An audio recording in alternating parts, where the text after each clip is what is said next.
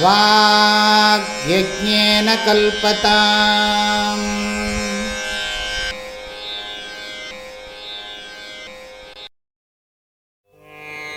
ओम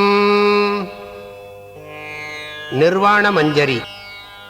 अहं नामरो नैव मर्त्यो न दैत्यः न गन्धर्वयक्षः पिशाच प्रभेदः पुमान्नैव न स्त्री तथा नैव षण्ढः प्रकृष्टप्रकाशस्वरूपः शिवोऽहम्।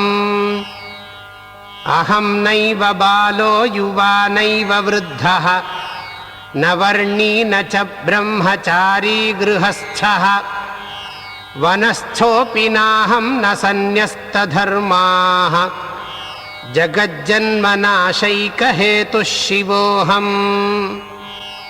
अहं नैव मेयस्थिरो भूतमायः तथैवेक्षितुं मां पृथङ् नास्त्युपायः समाश्लिष्टकायत्रयोऽप्यद्वितीयः सदातीन्द्रियः सर्वरूपः शिवोऽहम्।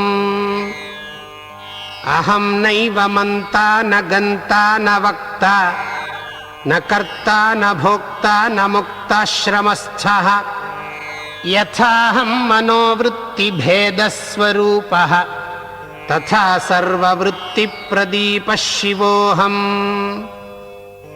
न मे लोकयात्रा प्रवाह प्रवृत्तिः न मे बन्धबुद्ध्या दुरीहा निवृत्तिः प्रवृत्तिर्निवृत्त्यास्य चित्तस्य वृत्तिः यतस्त्वन्वहं तत्स्वरूपः शिवोऽहम्। निदानं यदज्ञानकार्यस्य कार्यं विना यस्य सत्त्वं स्वतो नैव भाति यदाद्यन्तमध्यान्तरालान्तरालप्रकाशात्मकं स्यात् तदेवाहमस्मि। यतोऽहं न बुद्धिर्न मे कार्यसिद्धिः यतो नाहमङ्गं न मे लिङ्गभङ्गः हृदाकाशवर्ती गताङ्गत्रयार्तिः सदा सच्चिदानन्दमूर्तिः शिवोऽहम्। यदासीद्विलासाद्विकारो जगद्यत् विकाराश्रयो नाद्वितीयत्वतः स्यात् मनोबुद्धिचित्ताहमाकारवृत्तिप्रवृत्तिर्यतः स्यात् तदेवाहमस्मि। यदन्तर्बहिर्व्यापकं नित्यशुद्धं यदेकं सदा सच्चिदानन्दकन्दम् यतस्थूलसूक्ष्मप्रपञ्चस्य भानं यतस्तत्प्रसूतिस्तदेवाहमस्मि। यदर्केन्दुविद्युत्प्रभाजालमाला विलासास्पदं यत्स्वभेदादिशून्यम् समस्तं जगत् यस्य पादात्मकं स्यात् यतः शक्तिभानं तदेवाहमस्मि।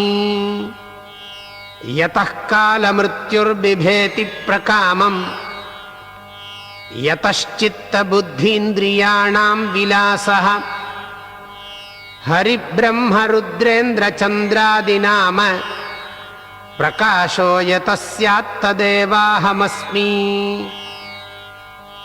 यदाकाशवत्सर्वगं शान्तरूपं परं ज्योतिराकारशून्यं वरेण्यं यदाद्यन्तशून्यं परं शङ्कराख्यं यदन्तर्विभाव्यं तदेवाहमस्मि। यदन्तर्विभाव्यं तदेवाहमस्मि। ओ